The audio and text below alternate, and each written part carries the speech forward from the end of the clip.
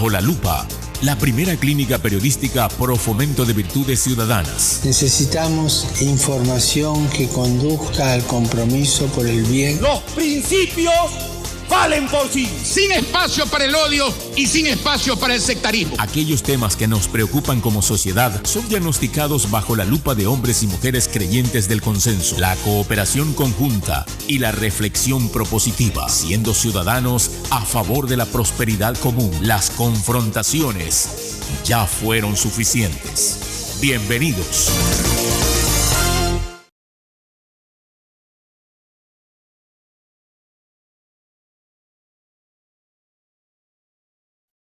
Claro que sí. Saludos, querida audiencia de la Clínica Periodística Ciudadana Bajo la Lupa. Soy Javier Guerrero y hoy un nuevo panel para las audiencias pensando en la reflexión ciudadana.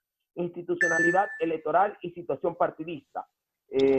Maestra Gabriela Rosas, catedrática de la Universidad Internacional del Ecuador de la Escuela de Relaciones Internacionales.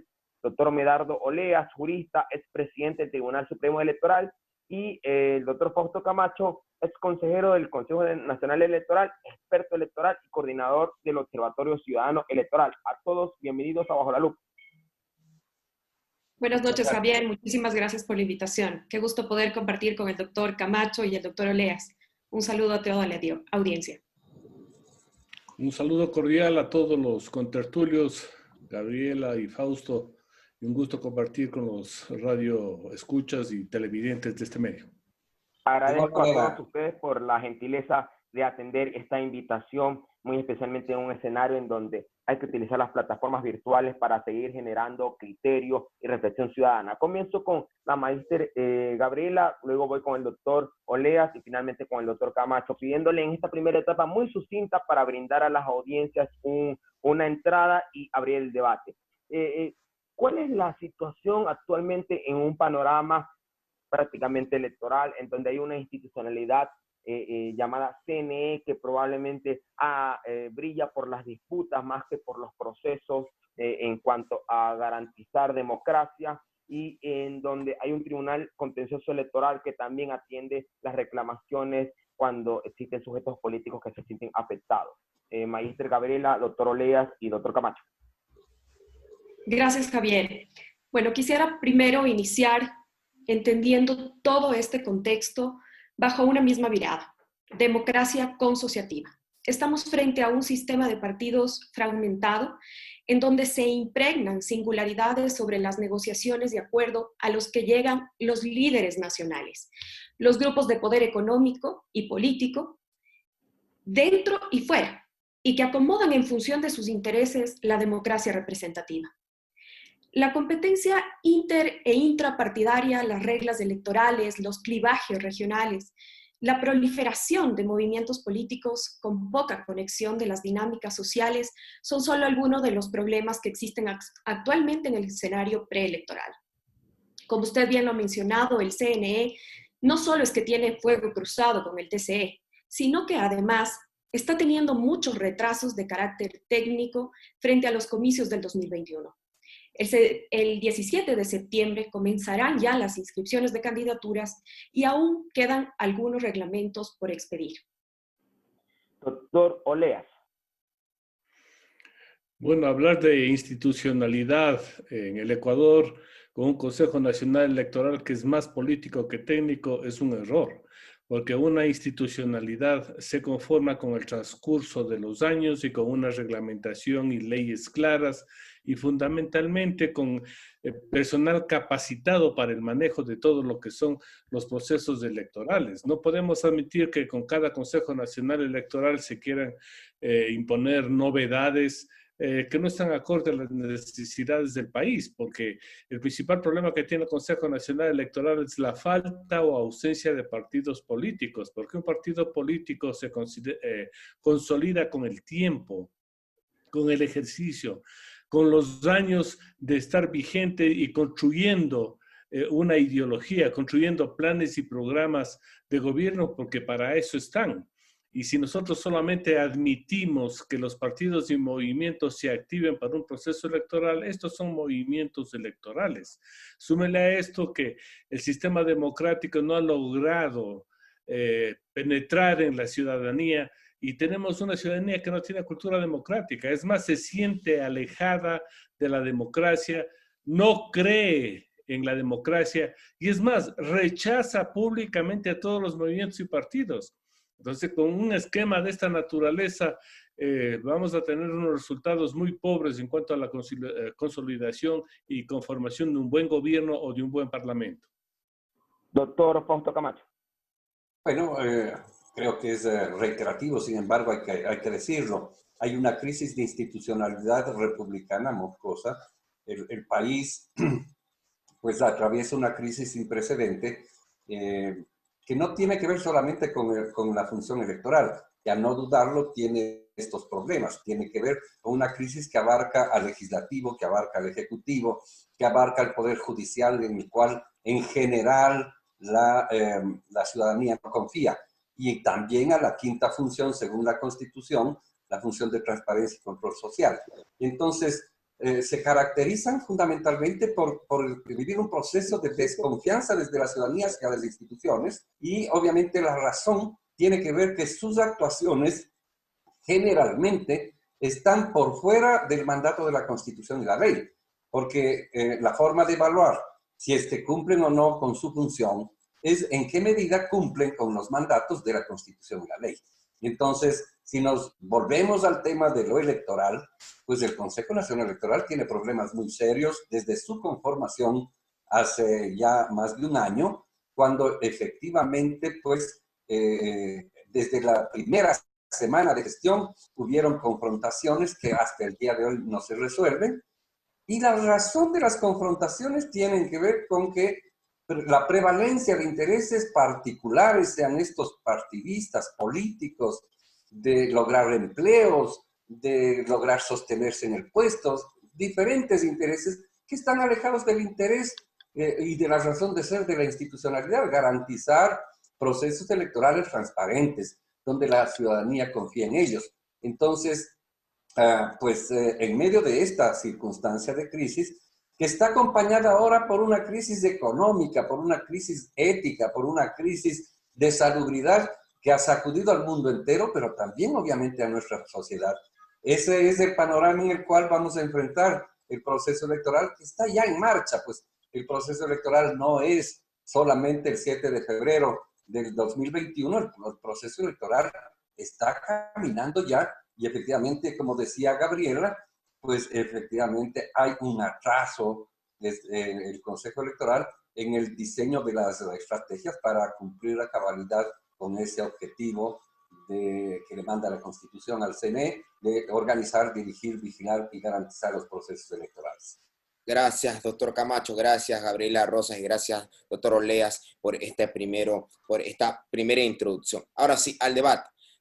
Pese a que el doctor Oleas ha señalado que podría ser un error hablar sobre institucionalidad electoral, permito este bloque de dos bloques. El primero será sobre institucionalidad electoral. Y trato este tema en virtud de que vamos a un proceso electoral.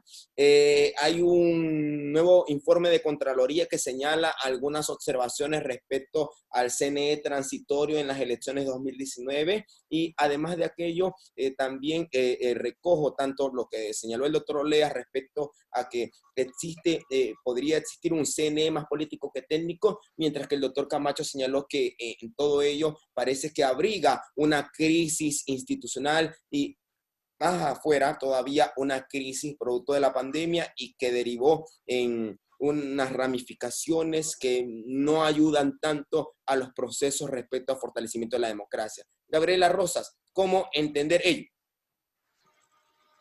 Bueno, la institucionalidad básicamente en este momento se encuentra también cuestionada por temas de legitimidad. Los ecuatorianos no creen en el CNE, así como no creen en la Asamblea Nacional, tampoco creen en el poder electoral, y eso cuestiona mucho la institucionalidad. Ahora, por otro lado, frente a todos los escándalos que hemos visto del CNE y el TCE, el fuego cruzado que han venido teniendo estas instituciones han debilitado aún más el progreso sobre la planificación que deben tener para los comicios 2021. En efecto, como usted ha señalado, entre el informe que presentó la Contraloría General del Estado cuestiona los anteriores comicios del 2019, pero creo que lo que debemos hacer es hacer un análisis prospectivo, ¿no? Proyectarnos hacia los comicios 2021 y entender que, por ejemplo, el sistema de selección de miembros de juntas receptoras del voto está retrasado, el sistema de inscripción de candidaturas tiene un avance bastante pobre para lo que debería al momento tener, como también el sistema de promoción electoral, el de escrutinio, el de monitoreo, el de promoción, la misma planificación de la capacitación electoral está retrasada y esto también cuestiona la institucionalidad. Además, que ellos debían regirse al plan específico y a la matriz de riesgos que tienen estos atrasos. Entonces, en este sentido podemos ver que el debilitamiento institucional no solo parte de la legitimidad, de la baja legitimidad que en este momento cuestiona el CNE, la actuación del CNE, sino que además las funciones no se están cumpliendo.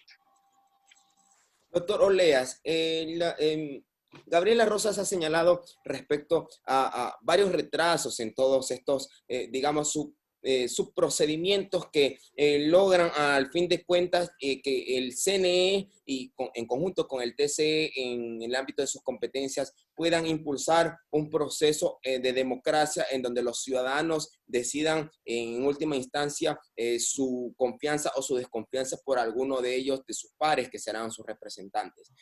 ¿Cómo mirar ahora esta institucionalidad acompañada por un lado de cuestionamientos, pero también por otro lado acompañada en donde los sistemas políticos como tal deben poner su parte y, por ejemplo, en un asunto en medio de pandemia, como, y tanto se ha hablado de las primarias, pero al menos para mí me queda aún bastante duda de que si las primarias se llevaron como lo que realmente son primarias. Doctor Oleas. A ver, primero, como le dije, el Consejo Nacional Electoral es una institución que va cambiando acorde a los intereses políticos del partido de gobierno, a los intereses políticos de los movimientos supuestamente más grandes, sino de los intereses nacionales que un sistema democrático sólido lo debería ser. Y es por eso, por ejemplo, que tuvimos nosotros un Consejo Nacional Electoral mismo, que a efectos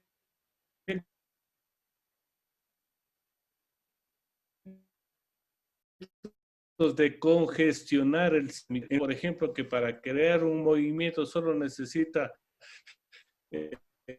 las firmas de adherentes nacionales, o sea, del que pasa por la esquina. Y ahí se había un mercado de corrupción con firmas falsificadas y en base de esos actos corruptos se crearon estos movimientos. Y tan es cierto que ni siquiera tienen estructuras. Yo les voy a hacer un ejercicio una vez que acabe las elecciones para demostrarle que los movimientos que se inscribieron ni siquiera van a obtener el número de firmas de respaldo que presentaron para su reconocimiento en el número. ¿Cuál es el efecto de todo esto? Si nosotros no tenemos un sistema bien planificado, estructurado, que ni siquiera le permite al Consejo Nacional Electoral hacer un diseño de lo que sería la promoción. Porque la promoción electoral es fundamental en una democracia.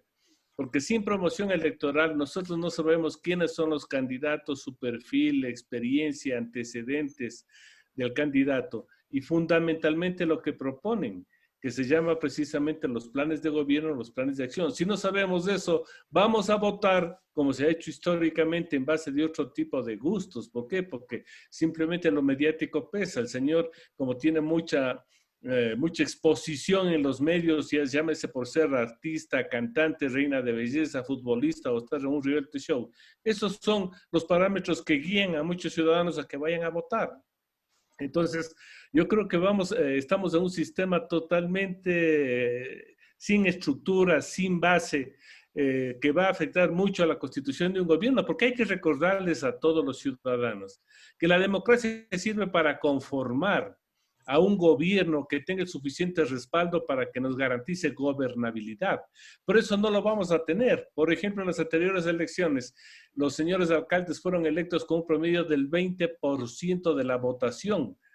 y por eso tienen una debilidad institucional bárbara. Y lo mismo va a pasar ahora con los candidatos presidenciales que vayan a la segunda vuelta. Podrán llegar a la segunda vuelta incluso gente que saque el 15%, que sería una barbaridad. Y es más crítico pensar en lo que va a pasar en la Asamblea Nacional. Con tantos movimientos, no van a haber bloques legislativos que permitan, en definitiva, un buen trabajo legislativo. Vamos a constituir una torre de Babel, donde existan pequeños grupos que salen de las provincias, donde ellos no vienen a legislar, sino que vienen a negociar, a vender sus votos. Esa ha sido la causa y el origen de la corrupción. Entonces vea que usted que tenemos un sistema totalmente sin estructura, sin antecedentes, sin experiencias, un Consejo Nacional que ni siquiera puede guiar adecuadamente a la sociedad para que comparezcan a votar. Entonces todo es un caos institucional que es muy peligroso para el futuro del Ecuador. Doctor Camacho, el doctor Medardo Oleas ha señalado que ha pintado un escenario no tan esperanzador en materia electoral y de alguna manera lo que también acompañó y orientó Gabriela Rosas a lo que ya dijo el doctor Oleas se torna más preocupante aún, muy especialmente porque está en juego la decisión del pueblo ecuatoriano en las urnas. ¿Cómo desde su posición, inclusive con su experiencia, puede brindar luces a todo esto que ocurre? Por un lado, ¿será que todo esto de alguna manera no tiene solución y estamos frente a un problema mucho mayor que tan solo no ir a votar, por un lado? Y por otro lado, el doctor Oleas también señaló lo indispensable del Fondo de Promoción Electoral. Hay quienes son de la idea de que ese fondo se debe eliminar, e inclusive recientemente uno de los potenciales candidatos señaló que no deseaba recibir el Fondo de Promoción Electoral. Eso será no tan positivo frente a lo que dijo el doctor Oleas, que si no existe el Fondo de Promoción Electoral, los ciudadanos no pueden conocer los programas y el plan del potencial candidato. A ver, la crisis de institucionalidad con la que empezamos señalando, pues está presente, y al estar presente, efectivamente nos conlleva a algo que no habíamos topado, o que de alguna manera ya lo dijo también Medardo, a una crisis del sistema de partidos. El sistema de partidos políticos en el Ecuador también atraviesa una crisis muy seria, muy grave. ¿Por qué? Porque efectivamente desde la Constitución del año 98, ¿no es cierto?, y luego ratificada en la Constitución del año 2008, se permite la existencia de movimientos de carácter local y de movimientos de carácter nacional, cuando en realidad lo que deberíamos procurar tener es un sistema de partidos políticos. El que quiere participar en política debe organizarse en un partido político. Y punto. Esas son las reglas del juego de cualquier democracia en cualquier parte del mundo. Eventualmente, existen en muchas de las democracias ahora, digamos, las candidaturas de iniciativa ciudadana, les llaman en otras partes, pero que si cumplen el requisito de respaldos para ser candidatos, una vez que son candidatos, ganen o pierdan, desaparecen, pues. Y si ganan, cumplen la función para la que ganaron, pero no perviven en el tiempo como un movimiento fantasma que no tiene una estructura y una ideología.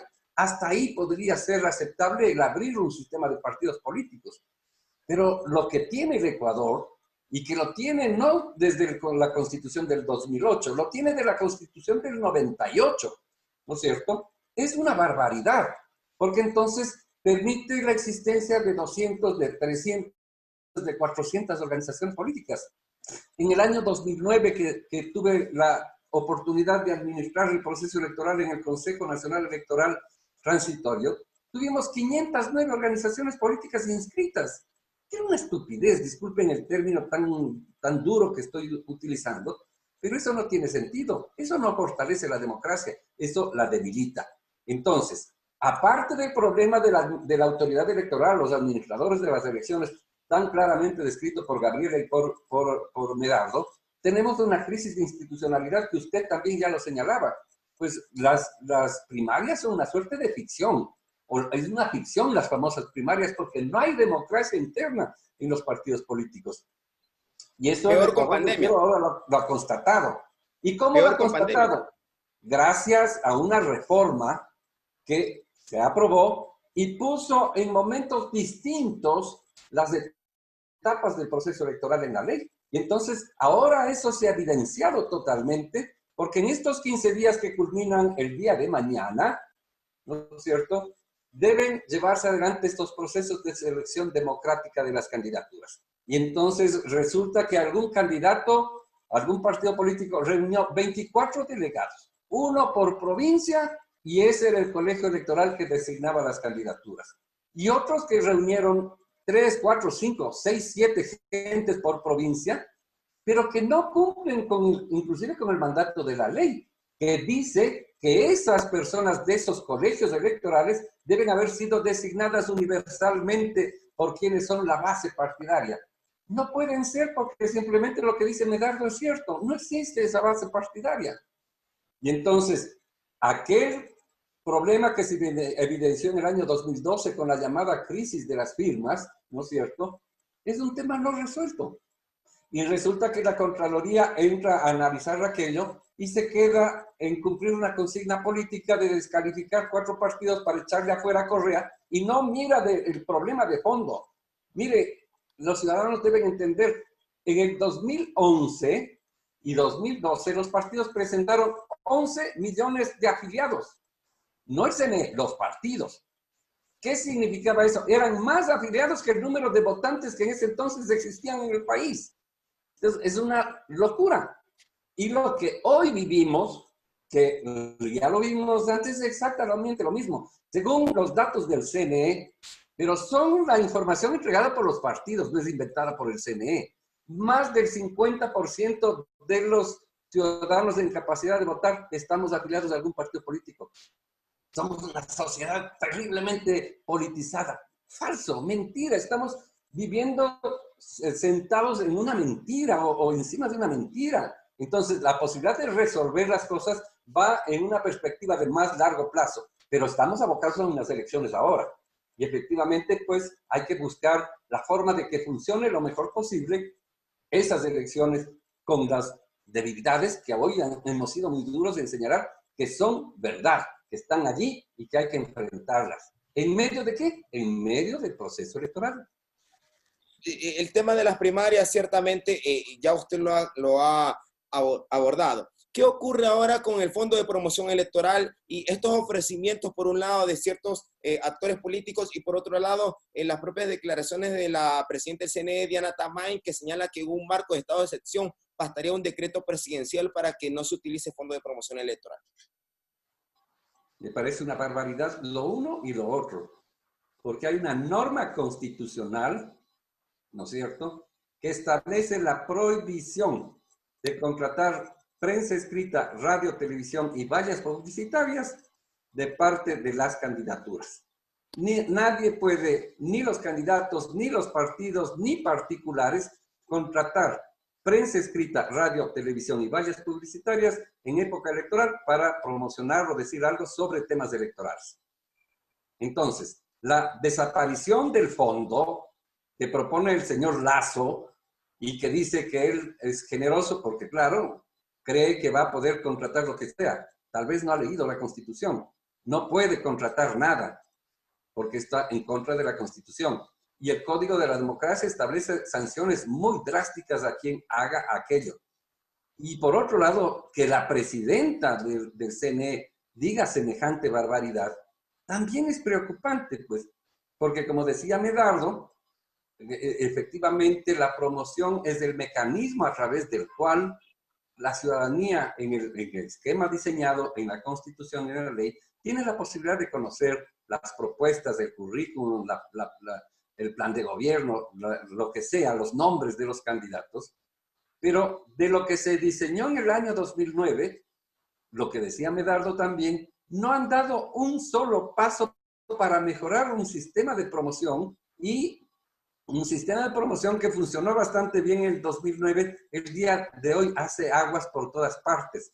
Se ha demostrado en varias veces que los recursos, con la complicidad de los medios de comunicación y de las agencias de publicidad, ¿no es cierto?, se desvían y se entregan vueltos a los que contratan. ¿Con qué recursos? Con recursos del Estado. Yo no digo que eso esté bien, pero la forma de solucionar no es lo que plantea ni el señor Lasso, ni lo que plantea la presidenta del CNE. Mire, yo le puedo decir una fórmula que además no costaría un solo centavo.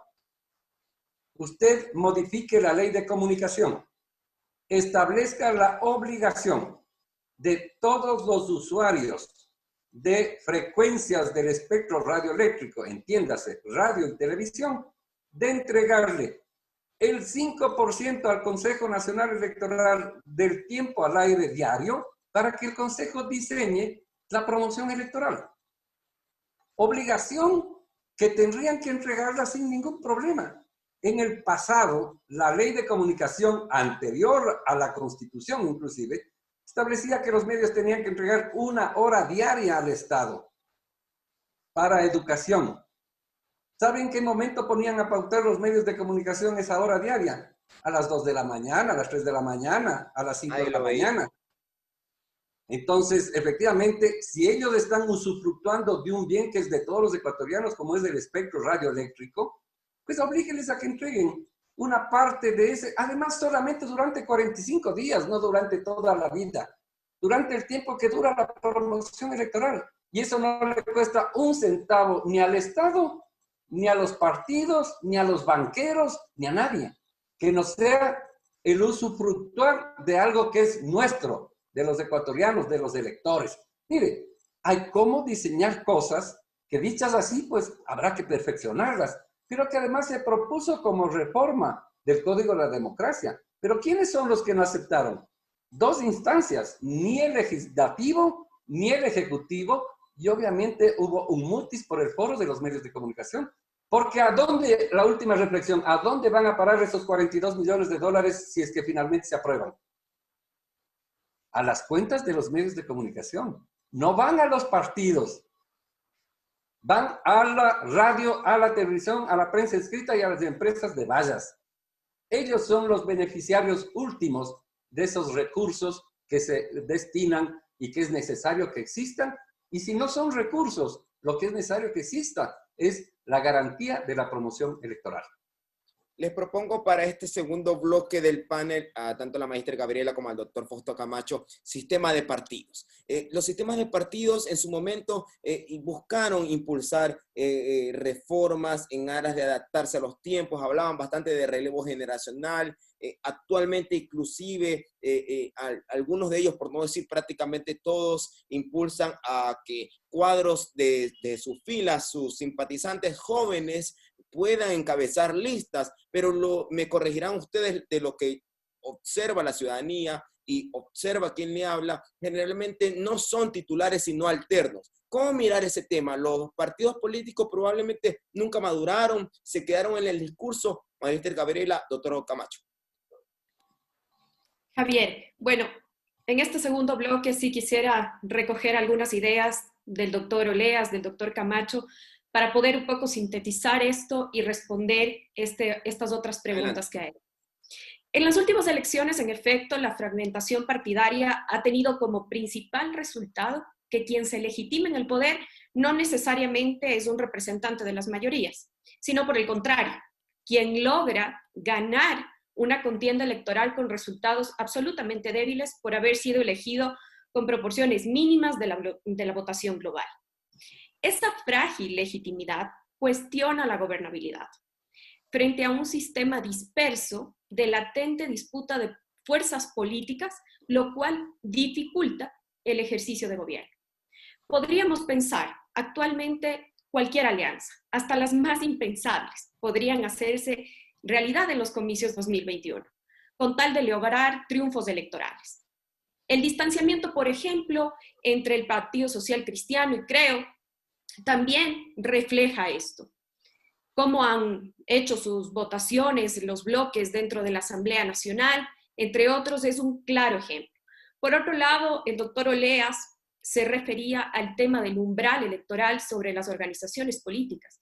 Qué importante habría sido que dentro del paquete de reformas al Código Orgánico de la Democracia se haga un estudio técnico legal sobre el umbral electoral y que este sea más alto, a fin de evitar la fragmentación en el sistema de partidos. Adicionalmente, creo que en nuestro país, penosamente, y tengo que decirlo así, penosamente, nuestra cultura cívico-política ha soportado dos grandes taras tradicionales. La primera, la tendencia histórica y colectiva a esperanzarse en acciones mesiánicas que cambien el status quo. Y la segunda, el patronazgo que implica la negación de asumir conjuntamente las responsabilidades del desarrollo integral, delegando a otros tal responsabilidad y culpabilizándolos después de los resultados. Y esto voy a conectar con la pregunta que ahora usted ha hecho. El Código Orgánico de la Democracia señala que debe haber una participación del 25% de jóvenes. En efecto, los jóvenes seguramente constarán en las papeletas como suplentes, aún a pesar de que somos los jóvenes los que componemos el grueso del electorado. Estamos hablando que jóvenes de 18 a 42 años, vamos a poner estos dos segmentos, centennials y millennials, componen más del 40% del padrón electoral. Necesitamos voces plurales. Así se hace la democracia. Pero penosamente, como están los líderes nacionales, si es que se pueden llamar líderes, es que en efecto está compuesto por gente que siempre ha estado en la vida política y que en una media podríamos considerar que está entre los 48 y 55 años de edad, quienes políticamente nos representan.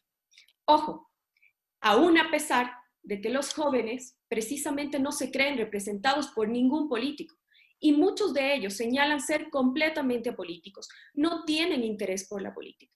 Y esto es penoso porque necesitamos una cultura política. Solo así podemos construir el camino de la democracia. Caso contrario, tendremos estos problemas a futuro, los que nos hemos venido quejando en los últimos 40 años de democracia. Doctor Fausto Camacho, la misma pregunta añadiéndole, ¿egoísmo, falta de madurez o simplemente, como lo dijo un jurista en este mismo espacio tiempo atrás, hay dueños de partidos que deciden quiénes van y quiénes no van? Falta de democracia. No existe democracia en las organizaciones políticas. Reitero, ¿por qué? Porque hay una crisis al interior de ellas.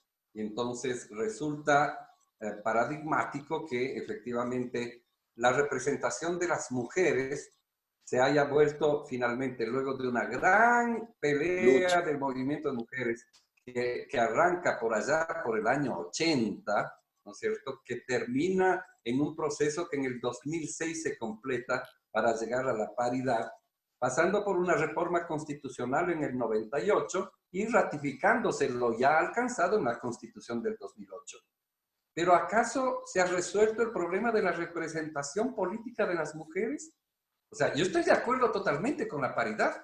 Sin embargo, las mujeres que han llegado al ejercicio de la legislatura no tuvieron empacho en declararse sumisas al patriarca, ¿no es cierto?, en función de prevalecer ahí en su condición política.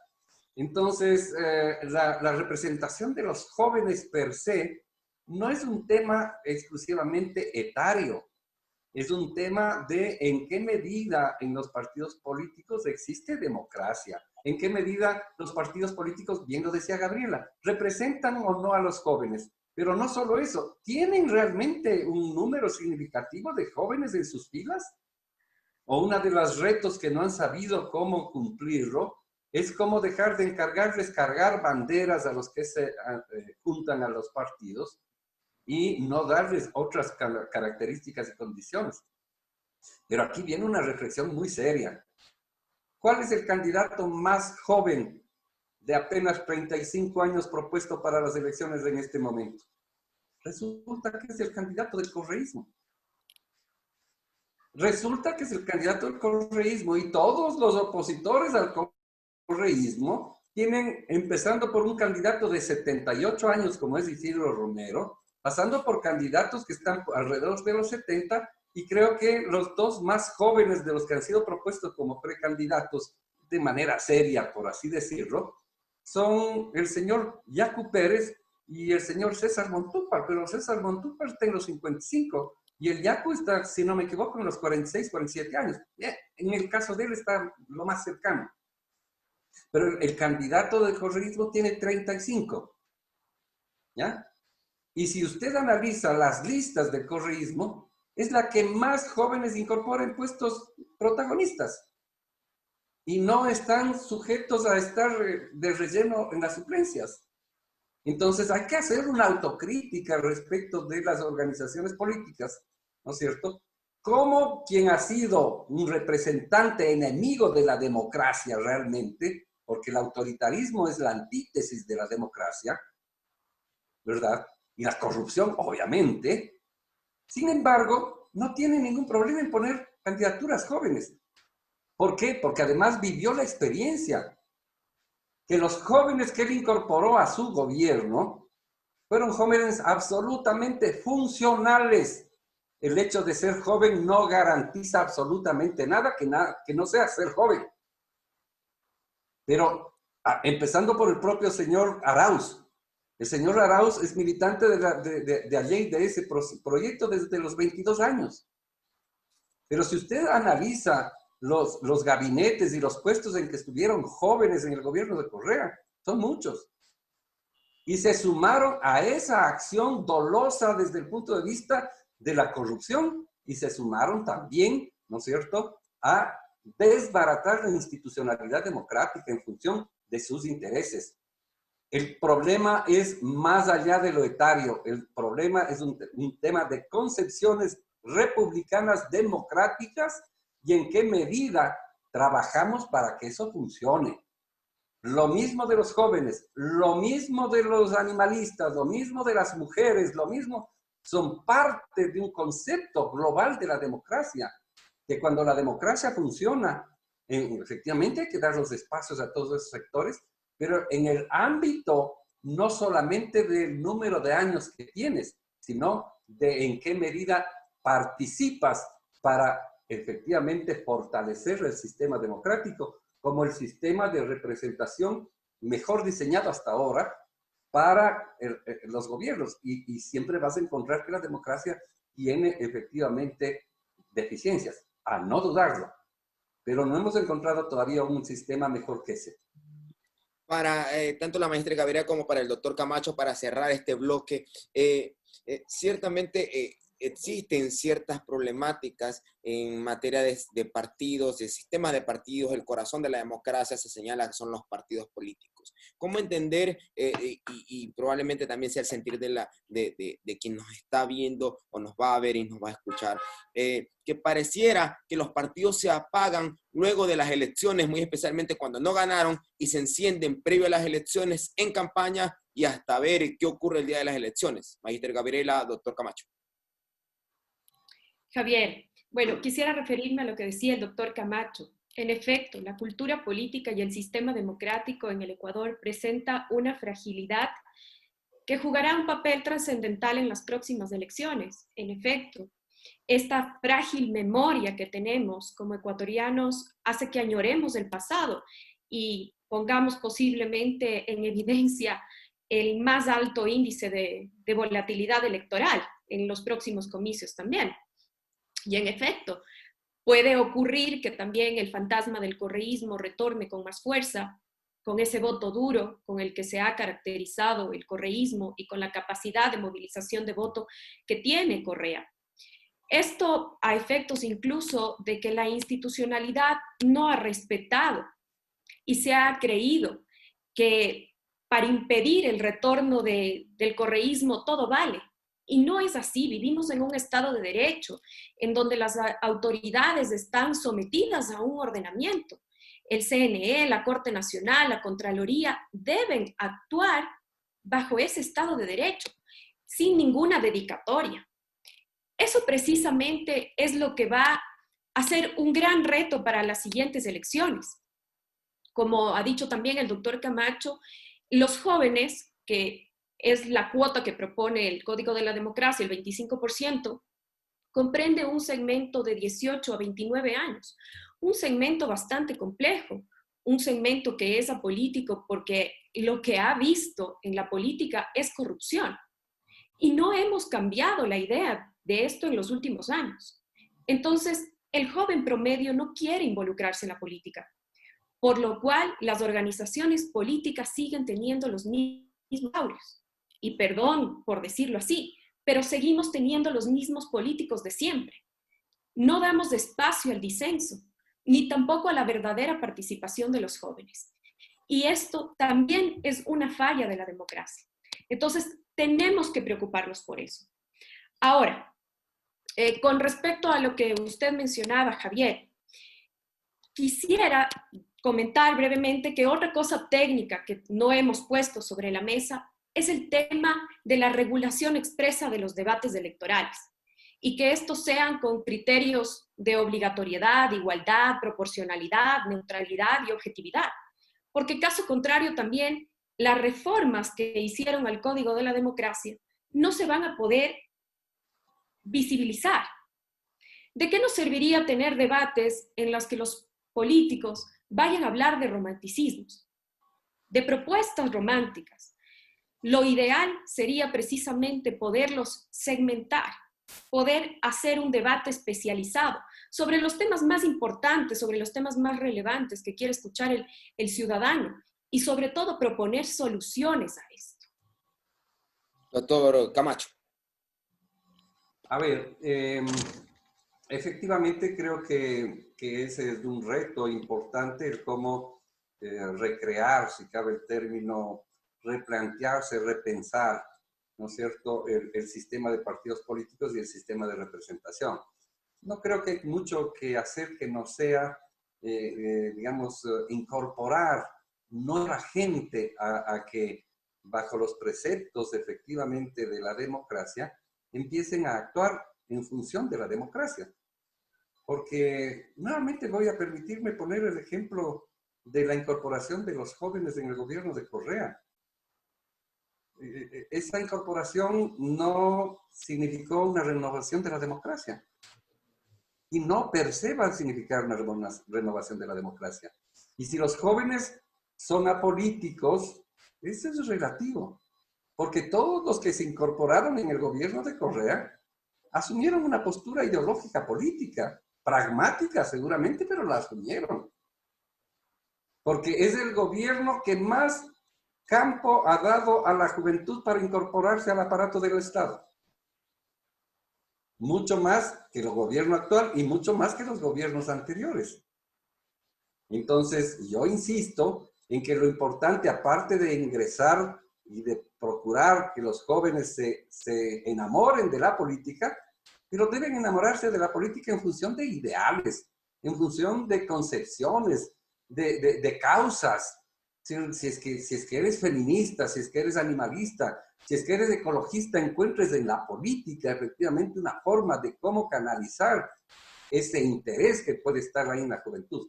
Pero si esa condición de militante de una causa te aleja de la política, efectivamente algo está fallando y hay que resolverlo.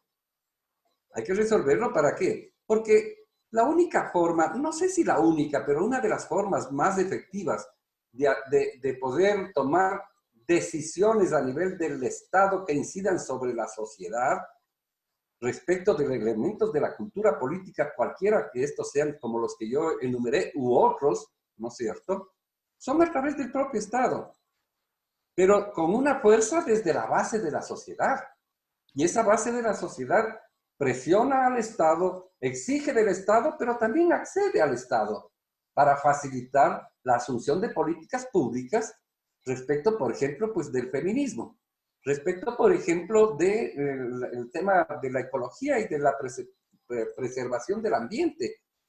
Entonces, efectivamente, eso es el reto que tienen los partidos políticos para repensar, para recomponerse, para reconstituirse, y eso significa permitir la renovación generacional también. Porque difícilmente vas a encontrar tú personas que se reconozcan como feministas entre hombres y mujeres que estén por encima de los 60 años, para ponerle un ejemplo etario, ¿no es cierto?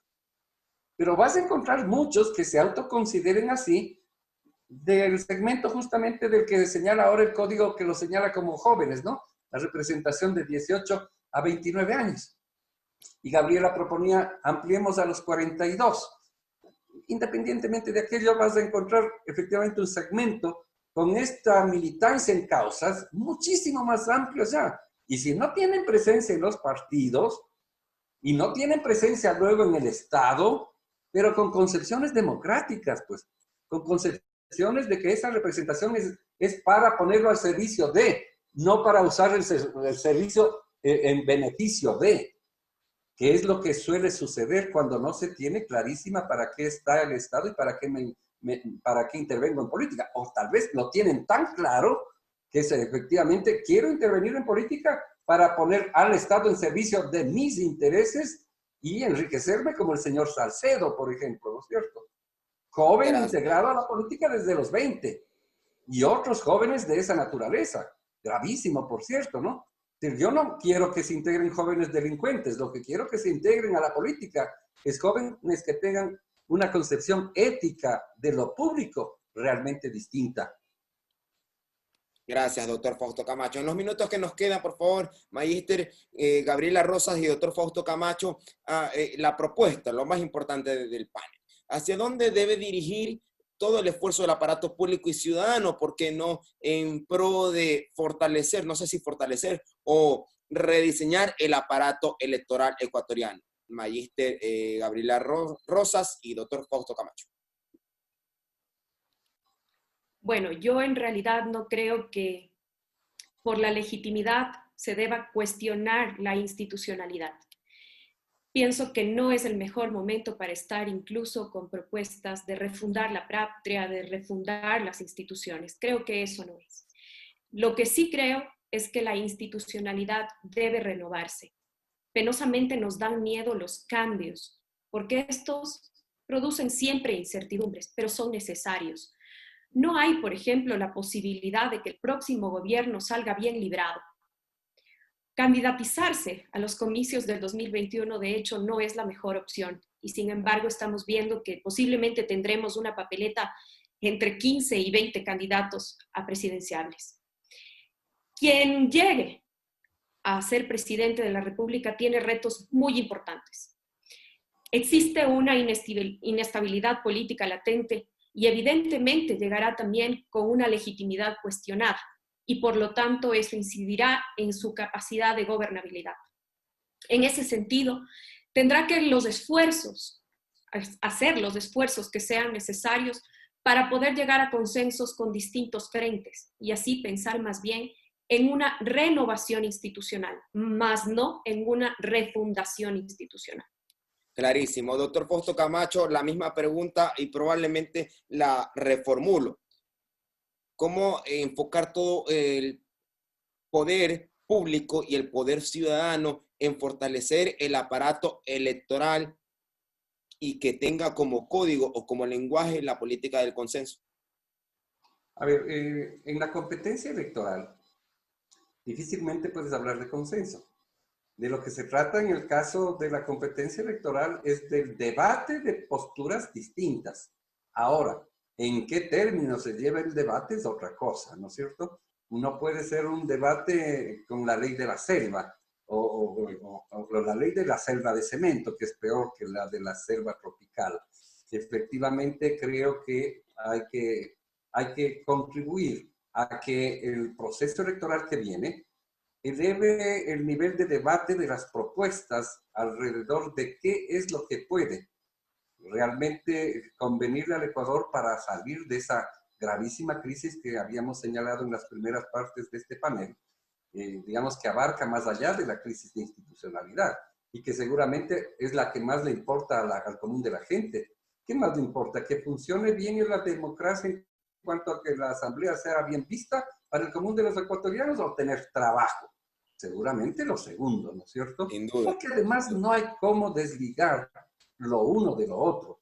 Pero el debate debe ser un debate serio. Hay que evitar, ojalá esto podamos hacerlo, ¿no es cierto?, de común acuerdo. Ahí sí vienen la suerte de consensos que usted señala, Javier. Y es el tema, por ejemplo, de asumir una postura colectiva para impedir el uso y abuso de recursos y bienes públicos en la campaña electoral. Eso sí podríamos y deberíamos consensuar y construir consensos de esta naturaleza.